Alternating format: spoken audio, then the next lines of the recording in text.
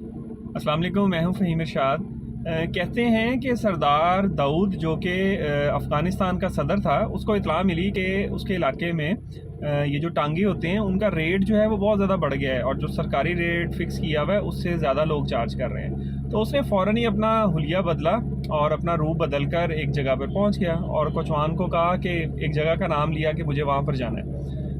कोचवान ने ध्यान नहीं दिया कि ये आदमी कौन है, तो उसने बड़ा ब्लंटली कह दिया कि मैं सरकारी रेट पे आपको नहीं लेकर जाऊंगा। तो सरदार दाऊद ने कहा कि फिर कितने, 20? उसने कहा ऊपर लेकर जाओ। उसने कहा 25।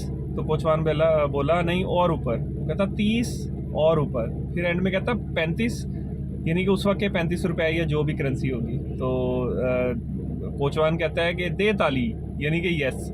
खैर वो बैठ गया। जैसे ही वो टांगे पे बैठा और अपना सफ़र शुरू किया तो कोचवान ने इनको देखा, सरदार दाऊद को, और पूछा कि तुम कौन हो, फ़ौजी हो?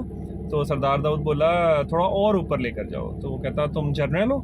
तो उसने कहा नहीं, थोड़ा और ऊपर लेकर जाओ। तो वो कहता कि मार्शल हो? उससे भी ऊपर? वो कहता नहीं, इससे भी ऊपर। तो कहता कहीं तुम सरदार दाऊद तो नहीं हो? तो ये सुनकर सरदार दाऊद ने कहा कि दे ताली, यानी कि यस।